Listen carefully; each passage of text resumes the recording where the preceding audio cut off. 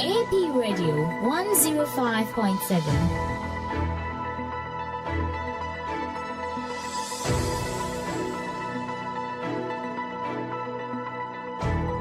Action Power TV, the way of salvation.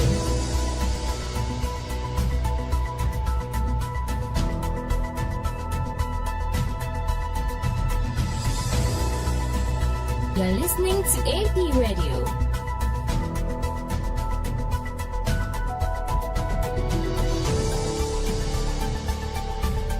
Action Power TV, the way of salvation.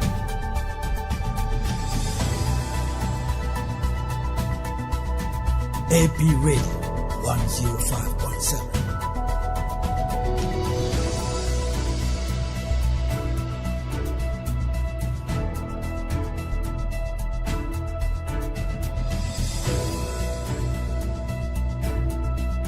You're listening to AP Radio.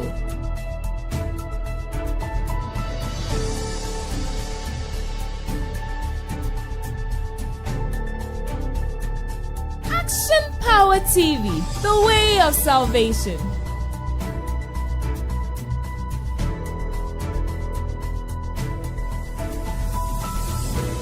AP Radio 105.7.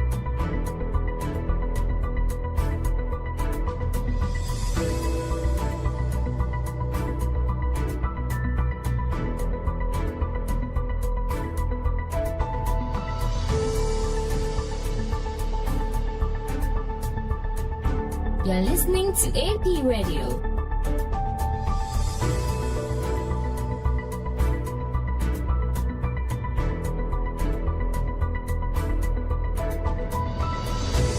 Action Power TV, the way of salvation.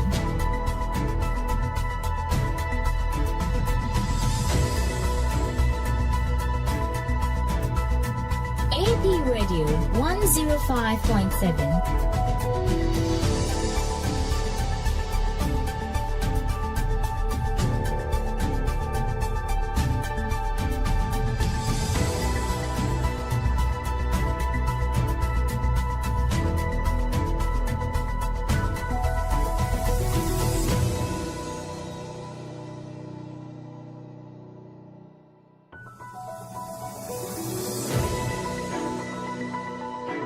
AP Radio 105.7.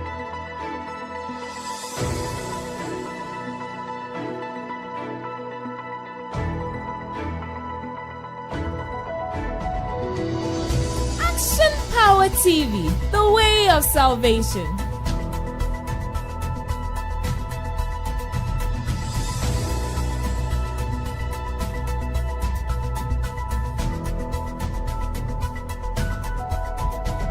AP Radio 105.7.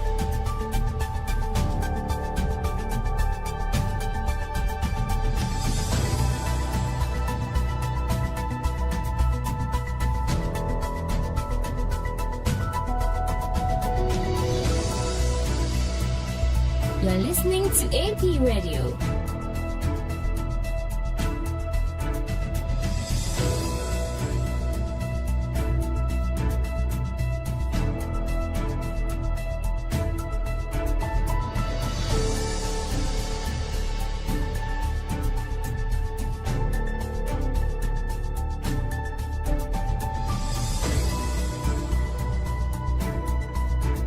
AP Radio 105.7.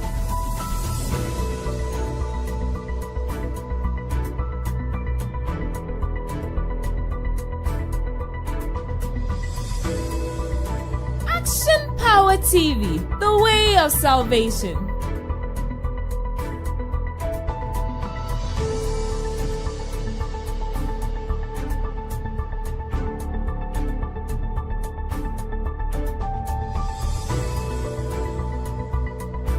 You're listening to AP Radio.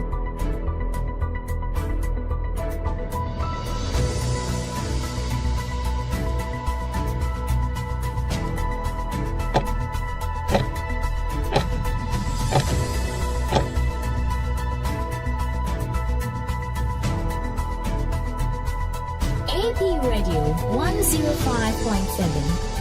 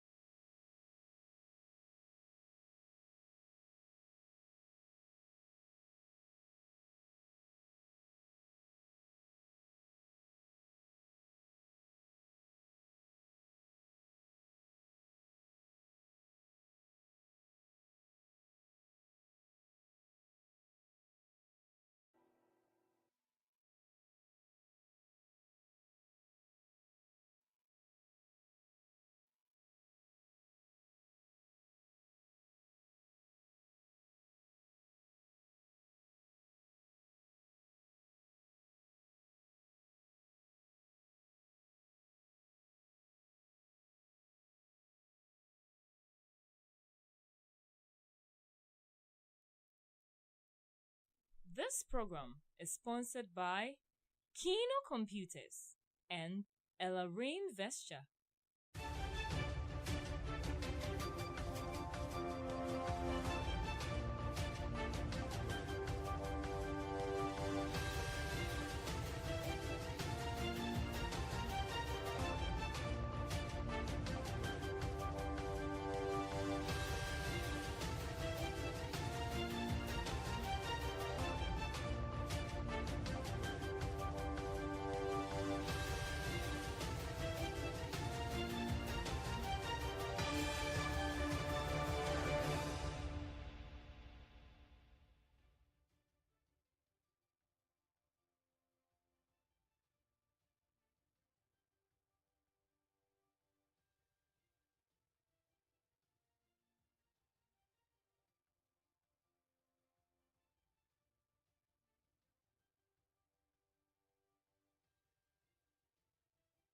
Yimu Agyemang hodoso any ade so mosa you know sia bremokase bo news.apmedia.gh.com abenya online stories no Samsung in Facebook and YouTube handle ni APTVGH TikTok Instagram and X and fidie ni APmedia_GH and you yan sabano the edimu akotine bi eni. This program is sponsored by Kyem.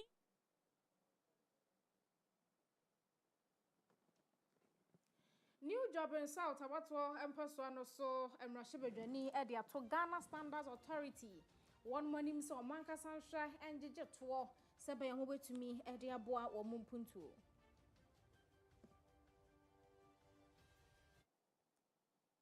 Is sponsored by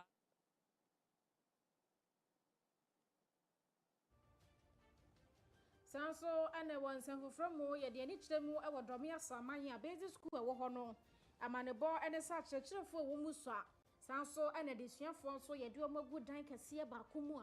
A which a womu panty a bino emra womua.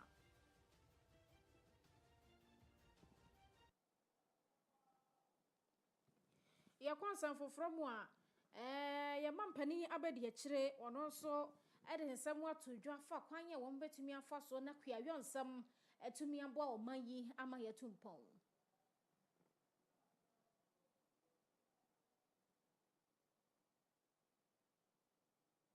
Yakwa Russia and Potamowa. A once also one more quarter to pine and run one the Amane Ukraine for a quarias, ye nipa bed, you know me, dear. Yes, one more to another one, see a duma be now so and a pre more day.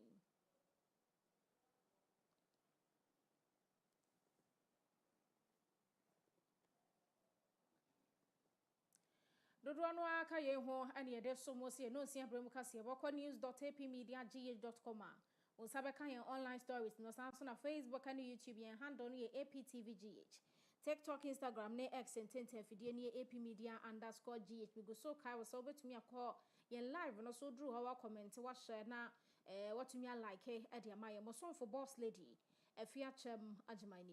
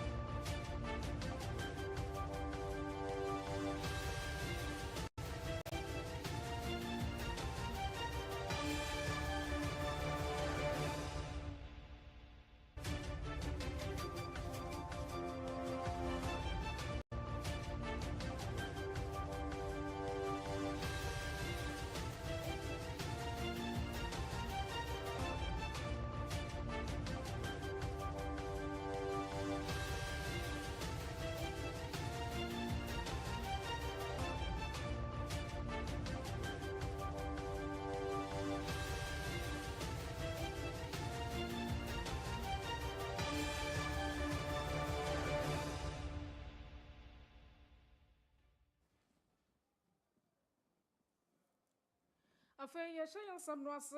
e free opani akọ ye mra hye badwafia badwako ya pa wo mo so mo hwedwede ne mfidi nwuma ensem so wodom kuma na fam no won na edi animo se ranking member na wo mo domani a chemu e wo Ghana Standards Authority for won makache kwahwese de wo mo dwumadi ahodo mu di esitie nam so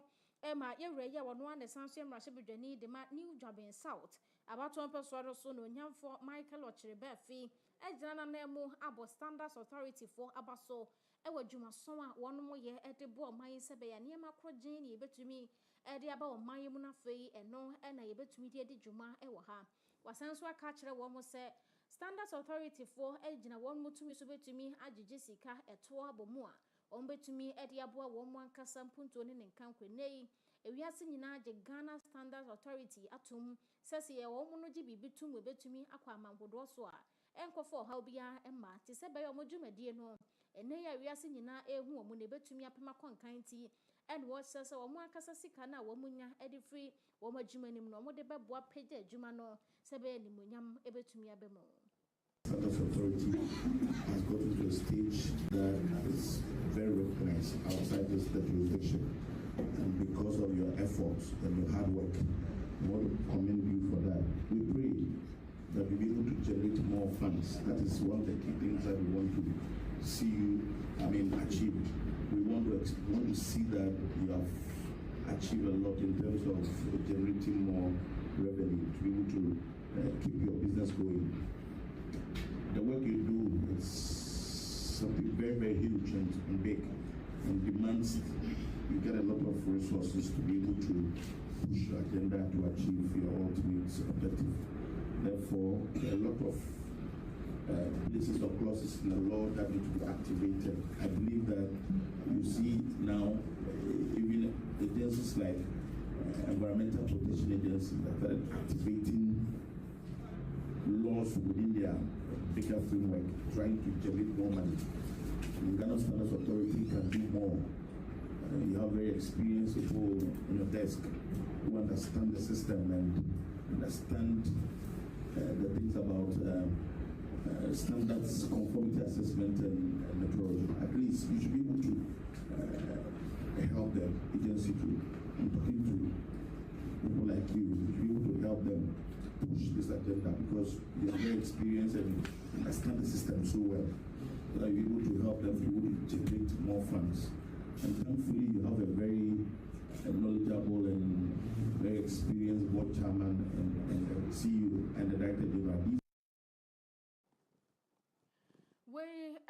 New Jobbing South about to person so much Johnny Oko Abujafio also a committee ayate ya one mo hwedwede ne mfini nyuma ensem so one edi edom kuwana name ranking member eno no Michael Ochirebe fi na yento so e won nsem mu a GPRTU for e de abeto dwa se yete se ne ahyentiade ne bono beto tumu 20% a wose ye mongu asemi GPRTU for one munipa ba ko na beka ye bonten so e ma ya hwefo ne etiefo beka ye de to mani mu mpa fe de emumpanimfo bi we de kasamafo ankasa e de ma GPRTU ekuo no e wo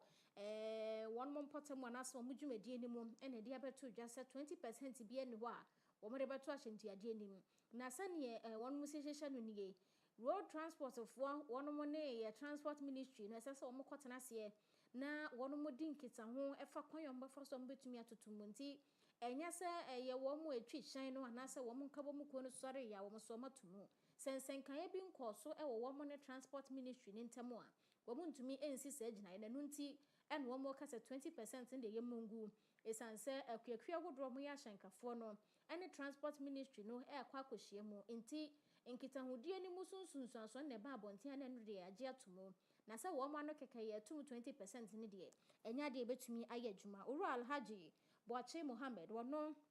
ena oba santemantam mu a GPRTU oye wo mutiteni wono so kasafa ho akere se wono mo nkabo mu ko mo hwa hyankafo so no wo mo hwa ni mu se de bebo hyankafo no ene de bebo yentimemufo a yeye fo hyen no ni nyina eda wo makoma so yanka se nya some information no say on the second eye ochina GPRTU ye tololu femu obi obeti bia omongu GPRTU ye tololu femu TV station ye tololu femu radio station yɛto lɔre fam wɔ national headquarters TUC Daniel wɔ tudu no ɛhɔ na management tena ase na ne transport minister any transport operators in Asia and send to lorry film. To the Abbasi as watching to lorry film and yellow cre mumungu and never pen require and pen for be abe shedintia sa and she shall buy no you move the yellow cresse yatu lorry film. You bet to lorry film one ye be young crying near Tenas ye are fresh central for amo maba. Now what as a GPRT for say but to GPRT why look ana branch ana region mimi na me region me yentumu national force for be my national fort Nancy no me share ne yehu se ese etumu a ombema minister transport minister Aswati no mama ye regions no 16 regions your mama letters and sana epia ba mu semtwerefo me san ka krata bia nti enkopim se menya krata fi general secretary GPRT ho wa sign no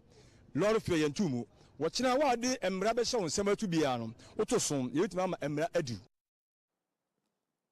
we aya santamontem motitani oda GPRTU ekuono ano and was driver ni bia betoto wahyentu ade mu no watomra emma no betumi no wadi said yes sekopem say one more kwakuo mpanimfo no ene yen road transport ministry no ebekwa kohye mu na wono mo akeka nsem afa ho asimi asigina ye baako no obia entumi entoto ahyentu ade ne buoni mo na yento so was from International Justice Mission Agyemang for wono mo ne Dutch aban no aka abomo Emma abaye manyimu ahafo mantam ne mu omo akwakosi biaya ebetumi aboama ye mmofra no edo mo for ha ne ateti madwumaden mu no ebetumi abre no ose na wono mudi se adwuma no mo se ye nkyekere edema ya posifo ya bambofo no se be ye ombetumi ehu kwan ya ombefa so a ombeyo madwuma no se de se na mmofra no edo mo for ha mu no eno yetumi asia no kwan wo mo akere mu a ukọ enkronkron ahodo a yedua kokoo titire wo ho ene baabi a yetu asasimo agudie no a aya na sade a keken ekoso opa ye se child labor abofra no obekọ sukuu no ne yede na kwa akosi galamse ase na yede ne ye adwuma ne bibi won so ne yede ne kokoko ase na wo ye adwuma wabra ye mofra no eni se ye mo ye adwuma den sa na se ebra wode bekọ sukuu no wode be ye se adwuma no nti sanchiche ye enanam soma International Justice Mission for afa to omo ho so omo ne Dutch aban no ebeka bom no matumi aye nkyekere a etise yi Mr. Gabriel akolachate wono ene de sanse mu ya todwa na wo kire mu se eye eginesie pa ebetumi abo aye mofra no. Our purpose for coming here is to support the Ghana Police Service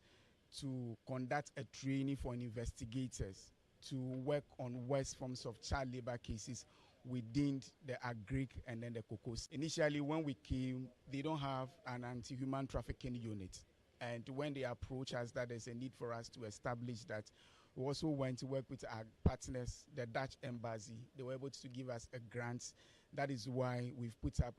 an anti-human trafficking unit with a child-friendly. Agyemang for ana wono makeka ne amasi ani a wo mo hwe ne mu se aposifo ne abambofo a wo mo akyekyere wo mo no omo betumi ahwe ama ye mofra na yi ye do mo fa ha ne atiti mu ye adwumaden ensese ye do mo ye no nyina no ye betumi asi ano e wo ye mayimo ye kwani partner ye mo ensem.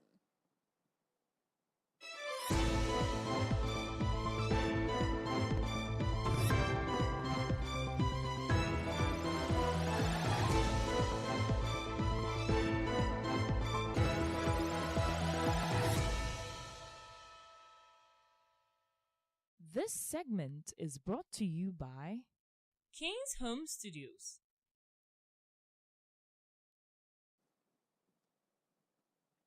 Ye kwa Mansia South District dim na Domia Samai Basic School hone wo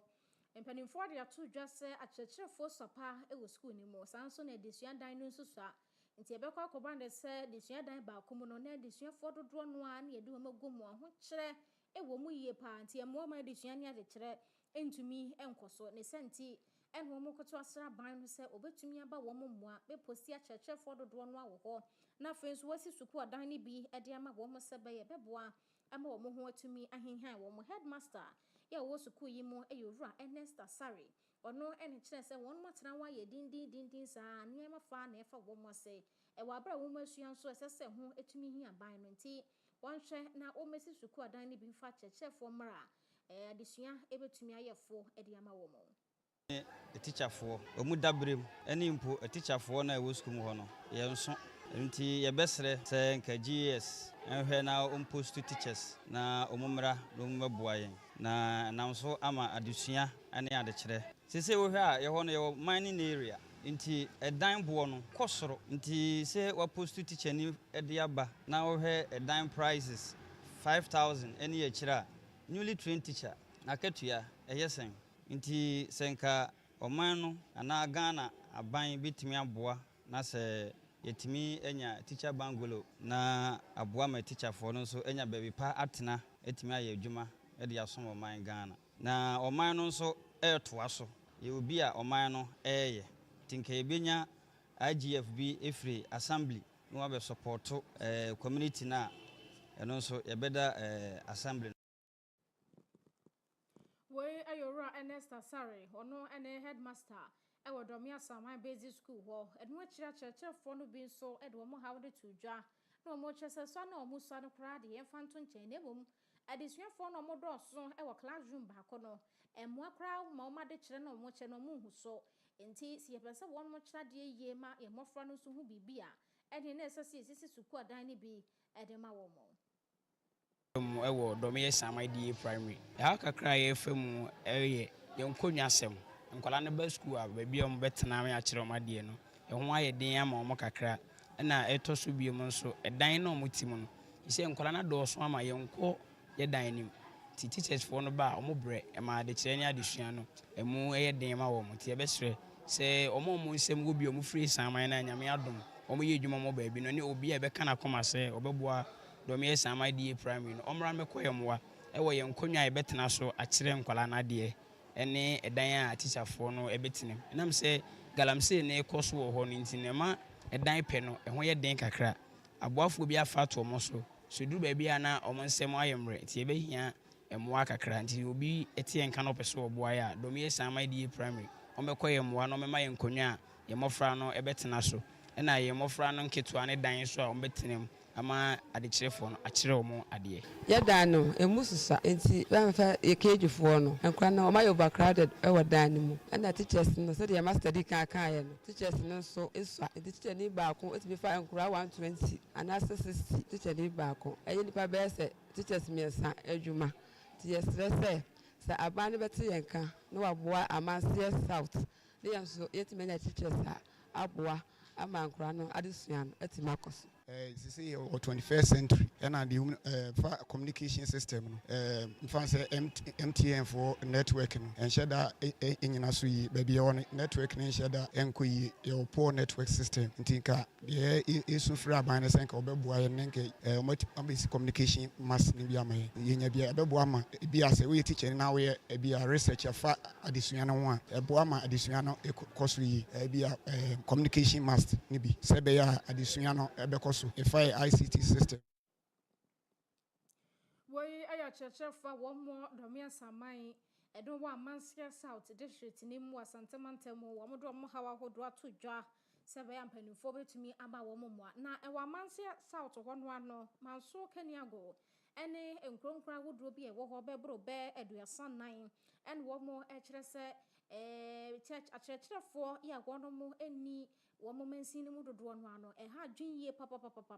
and one man your ma a good year and ma edition honsome Grandmancia South wa nature say and many years as a bino but trying to need at the kosher one more a watch a church one year edition and some we am afraid yes one money and dachi was sure one moment seen him up and you can share for no and a share edition on someone no yet say almost a hounding in our quackotuning and so a camera say a mobia and free war and ma they sent in or Macasa fat to a monso Emma Manso Kenya go hene na no be mensa bebiwa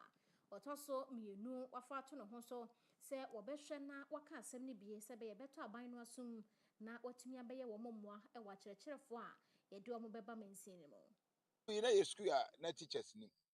nanso enam se ye pekuru ni yenti teacher ni ba ku free aboso sacrifice ne ho se obeba beboa community ni timi boa epe teacher ni senka o meboa no won ka ne ho no mo hwe nkwala no ba nam se community ni sika na o mu tua no ekopem berebe yi onyi sika wa ba mu nti ekoba se teacher ni no ne katua na ko wagie na wo tibia ka sebe de kuro no de na ba be ka ne ho se ono so baboa na ma ne house otwa nanso enam se wono so ne sika no eyeme he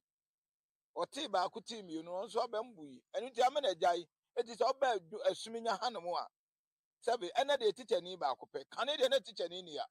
ene de teacher ni ba akopɛ na sacrifice say oba beboa enu ti na be srɛ Ghana ban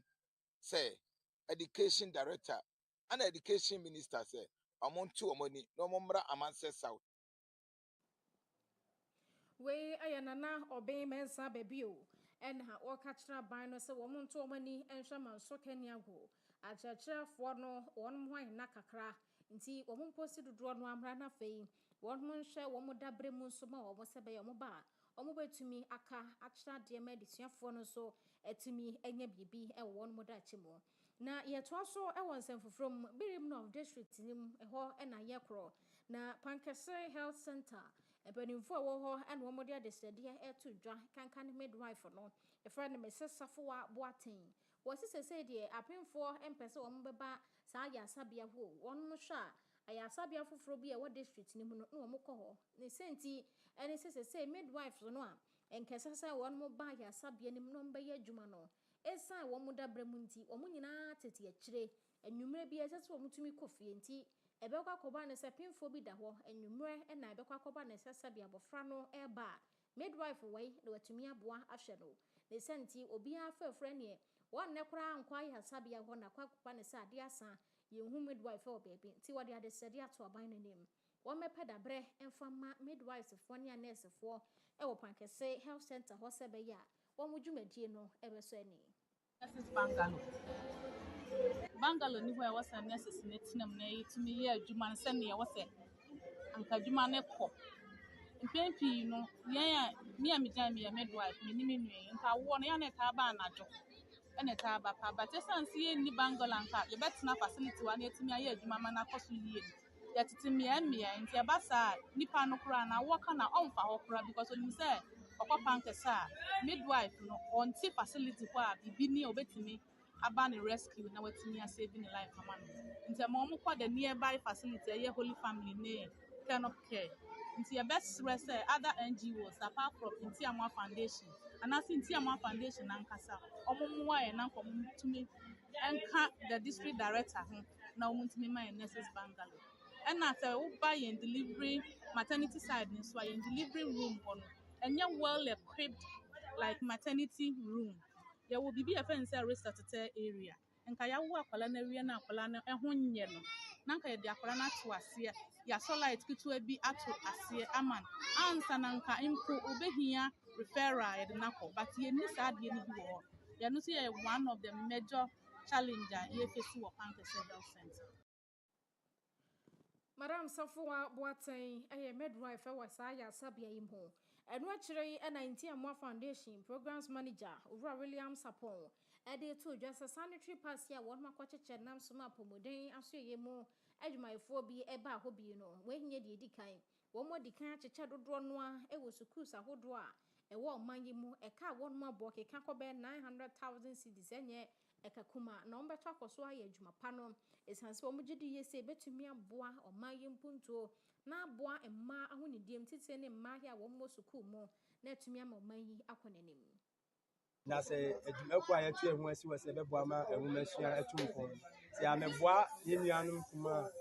saa na ɔma yi ɔmo ho kyerɛ ɔmo wɔ nkuro nketewa mu a na ɛnyɛ yɛ dwumadi a yɛdi ama ɛhomasua atu mpɔn na ɛnsi pi nti ɛnɛ yɛbaeɛ sɛ yɛboa sisi school dan ne saa nɔɔma no a ɔbusam no nyinaa yɛma ɔmo computer labs yɛma ɔmo libraries ɛnso yɛsan hyɛ mu kena ɛde menstrual hygiene aka ho sɛnea ɛbɛyɛ a nkwadaa ne mmaayewa a ɔmo ho kyerɛ ɔmo a ɔmo kɔ amanfoɔ ma ɛmo a hɔ ansa na ɔmo akɔnya bi anaa ɛno nti ɔmo mma school no yɛte so sɛ nɛ wohwɛ a hyɛpo kasa no ɔse nkwadaa a aburoni nsɛn ɔmo kɔtwa bi si a ɛkɔ so wɔ batam ha sei because of yɛn mmoa a yɛde bɔ ɔmo kakra no ɛso ate yɛpɛ sɛ nka ɛnu afe sɛnɛ no na yɛ zero sɛ yɛn rekɔɔde baako koraa ɛsiane sɛ mmaa no tumi kɔ ɔmo anim a na yɛn nso adwumadie no atu mpɔn. Wey Owura William Sapon wo mo na ededa Ntiamwa Foundation ya no a wo makwa ya adoye e de ama mansin ni mu adesuafoɔ tete ne mma wɔn hɔ de sanitary pads na ɛkɔma wɔn yɛtwa ho agye aboafo nkratoɔ yɛba a yɛkɔdwa die mu nsɛm.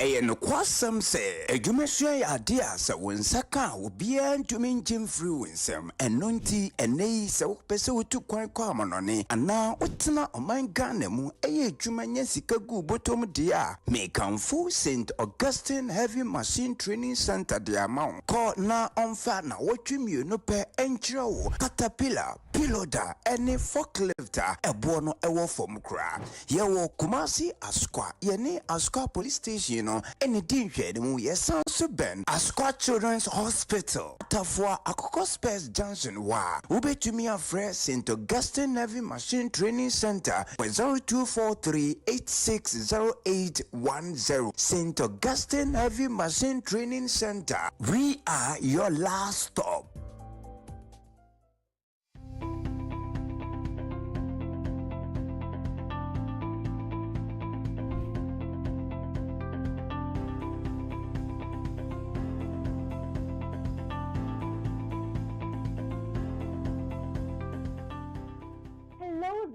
I welcome you to Kino Computers, your one-stop shop with the perfect tech solution. At Kino Computers, we give you the best deals on quality laptops,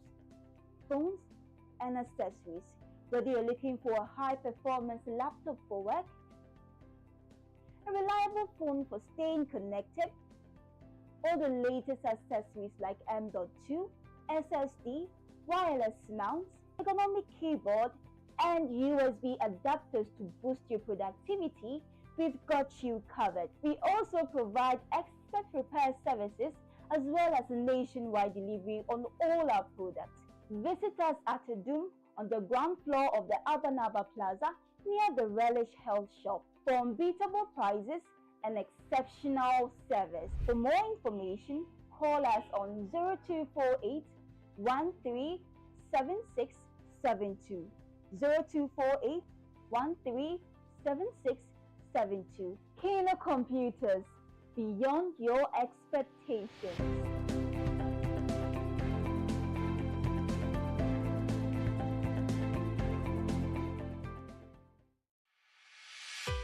For desktops, UPS, toners, and printers galore, Pogbell Enterprise has got it all, from CCTV cameras to office chairs that keep you in style at affordable prices that will make you smile. For schools, businesses, and individuals alike, we have what you will surely like. Contact us on 0245 099 786, 0245 099 786. Pogbell Enterprise. Shop with ease.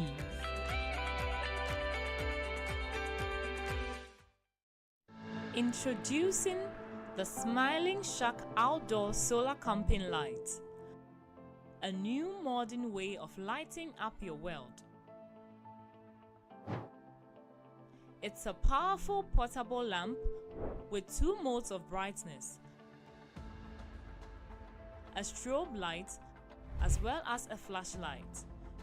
You can power it through solar charging or Type-C charging. With a built-in high-capacity lithium battery, you can also use it as a power bank to charge up your mobile phone through USB. To purchase one, contact 055 051 5323 or 053 520 3534.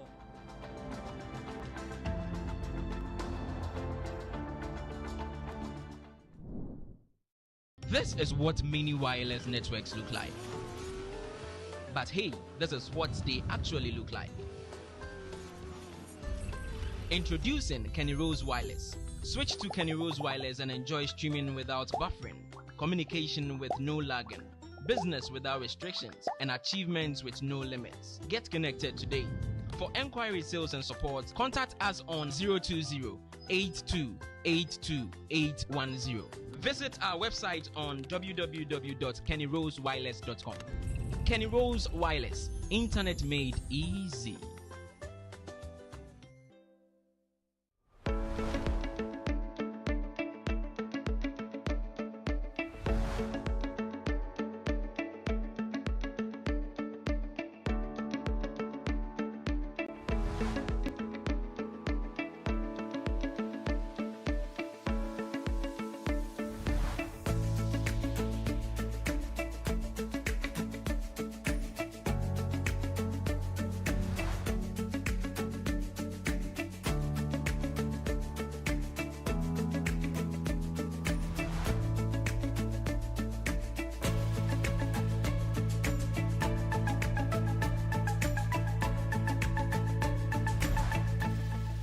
Download the AP Media app now at apmediagh.com/app.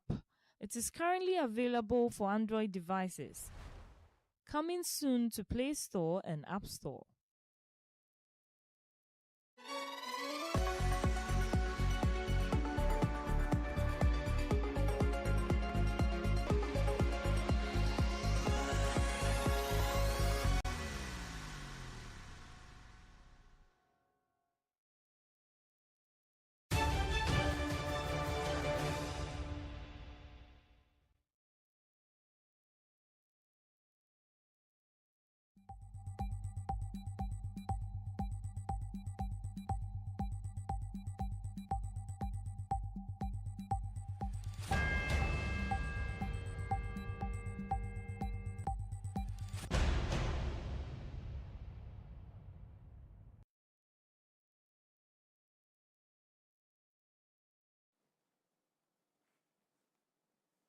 Abophobia almost where I say my dear you men on Siakasia some woman crato and a quadri no APTV ni radio 105.7 Casa Video Suni yet also I will dread ye ensimo na ye mam penny a bedi chiro benfo jena na opoku Agyemang ese e bano ye economy mo ene omayi sebe ye betumi anyini ye na bibia toto na kwamu a wo do mani ahwe kuayo FM kane no a yese ye no bae ne mfudie no a yenya no eso ye nso ne de bi ekwa manhodo so a ne atam na sa ne de kɔ enkutu a ne de kɔ sa kokoo no aba no a na no so ye de kɔ sa wa bra yenya ne hwe ye basa no a ebo na yenya wo mu no enhyeda enkɔsoro ne senti na agro processing wo modo mani ehwe ho sebe a ye mfudie ne ye no bae eniema a yenya wo mayi mu no ibetumi adadani ede akɔ bibi foforo mu sebe ye bo betumi abam ho a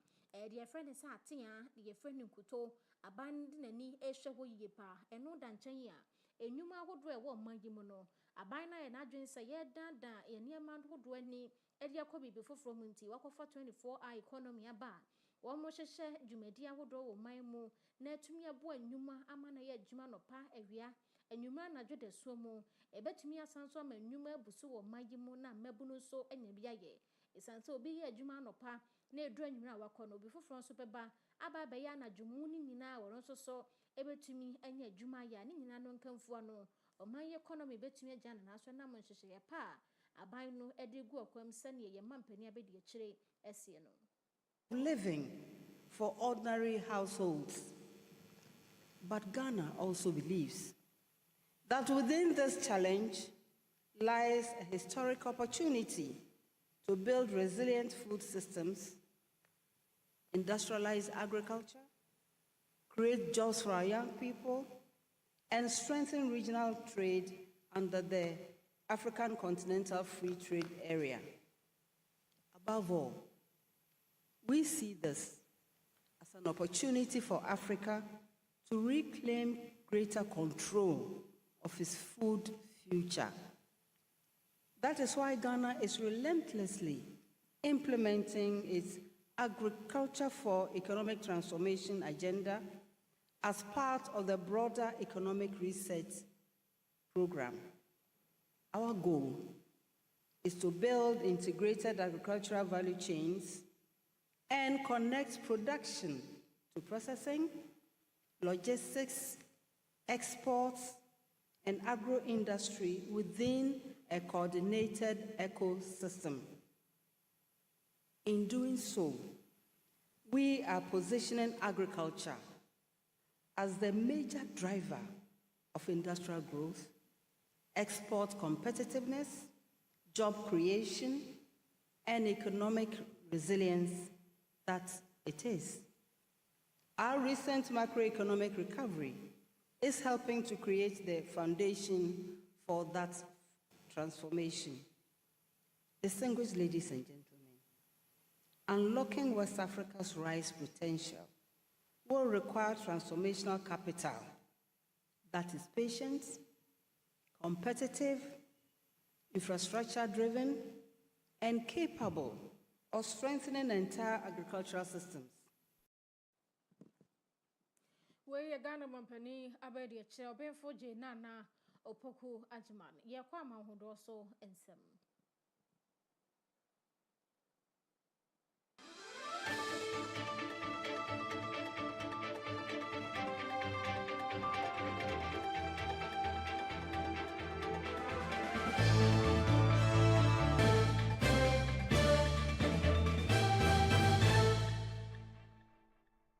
This segment is brought to you by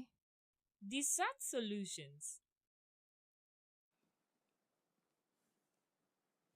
Russia and Ukraine tokano ebusua ejinemu emenede ye Russia for atototo pa ya hodo ede amane Ukraine for no mo kire se drones ahodo no be 656 ema missiles no so be 73 no mo totoko ye Ukraine asrafo etumi ejeje dodo no a eguye na nso so ebimu etumi ebubo ewra Ukraine cities yakese bia wo ho nam so ma me no kasa nipa dodo a wo mo kire se aton nanom siedo eye be 22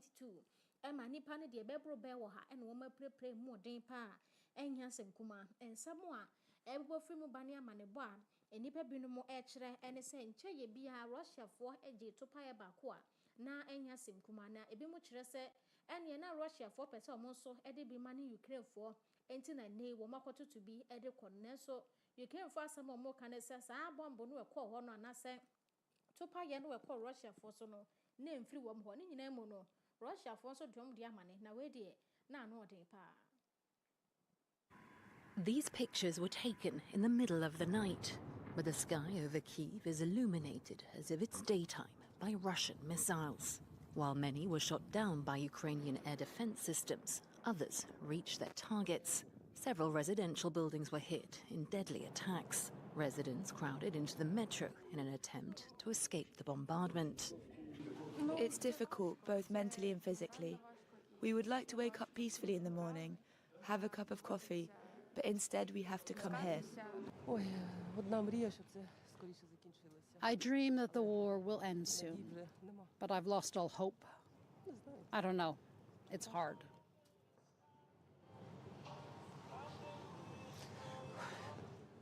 Sorry for getting emotional. Russia upped its attacks across Ukraine. The towns of Dnipro and Kharkiv to the east, and Odessa and Zaporizhia to the south were among those hit. Just on Monday evening, Volodymyr Zelensky had warned Ukrainians that a large-scale attack was likely coming.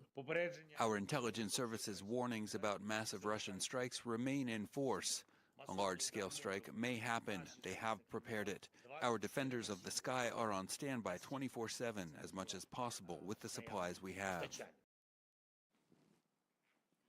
Ukraine and Russia on top of the APA free so Edebani said the Ukraine first one we yamwa at the free American company Donald Trump ho so bet to me abeboana okunyi omo to me akon edia kosiasia na se omo to me esia no kwan na ewa manone ensemu ano ye de ni chemu ewo Malta kronimo amane bo ede se Talos Fireworks factory bi ewo ho ono so wono motopa ya wodo mdidi djuma wo ho no ba ko ato Emma menu kasai enima dodo no anasai e wo factory mo omo kire sai nipa mienu omo ye akuafo no mo so omo di omo djuma saase no eben bia ya sa factory wo yi omo pra ya eno kasai na emu nya dinti ye do omo kwa ya sabia ne sese wo mo ho ye empanimfo so asem no mo aposifo ahyenhwehwemu ase ne ye koba ya topa ye da bia e wo ho omo de ye adwuma omo kire sai mfinhyia wɔtwemunie ɛna saa asemi ebisi ye ewo factory ye mu a eno nipa dodoro no a eprepraye mfinhyia wɔtwemu bibia ensi bi ma ye dan ɛna enenko a topa ye asama na homno so akoto etihwehwemu eguso ekoso asemi mu. According to police, no factory employees were present at the site when the explosion occurred. However, 2 farmers, aged 47 and 67, who were working in nearby fields suffered minor injuries and shock. Both were taken to hospital for treatment. The blast wave caused significant damage to nearby homes, a hotel, and several vehicles.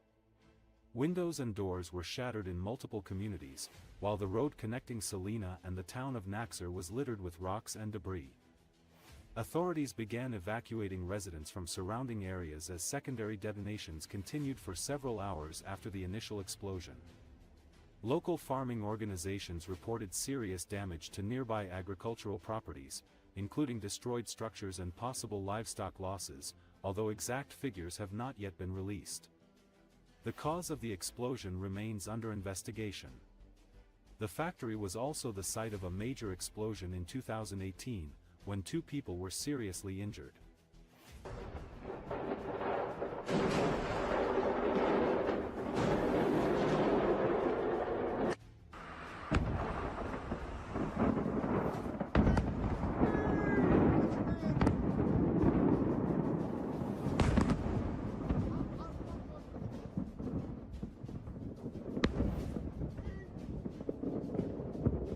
Doors were shattered in multiple communities, while the road connecting Salina and the town of Naxer was littered with rocks and debris. Authorities began evacuating residents from surrounding areas as secondary detonations continued for several hours after the initial explosion. Local farming organizations reported serious damage to nearby agricultural properties, including destroyed structures and possible livestock losses, although exact figures have not yet been released. The cause of the explosion remains under investigation. The factory was also the site of a major explosion in 2018, when 2 people were seriously injured.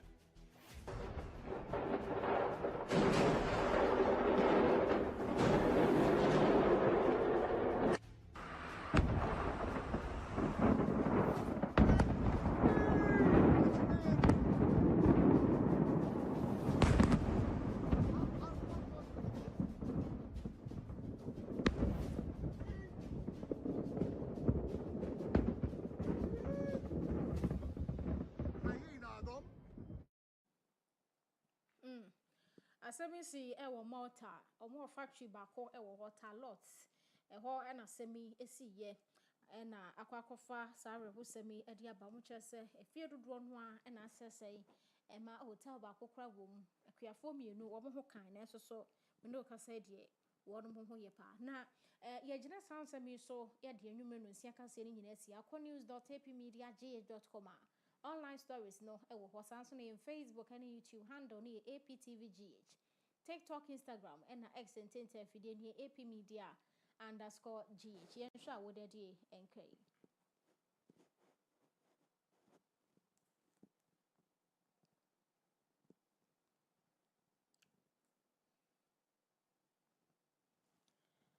Happy birthday to Mediama SC player Fuzzy Taylor. Yakopo inshallah would day more Feba Cordia count hono. The operation ewa brabom bia nyame emfan ka wo ho bi amount and say emfa efe de kese so na yam wish Fuzzy Taylor a happy birthday. Happy birthday to you Conoria Fish Enima a woti krom nana boache and say yam wish we happy birthday was nshira ene enkwatenti apomodin any ahoden ewomo edema wo happy birthday to you Conoria. Medina boss lady Afia Agyemang numrei kasia ne kenkan be na medi mo akotere na ene ye kono commentary eto so tike poku ene na bedwafo betena se na mo de nyina ato so mada wase ama mo ene hwe eniti.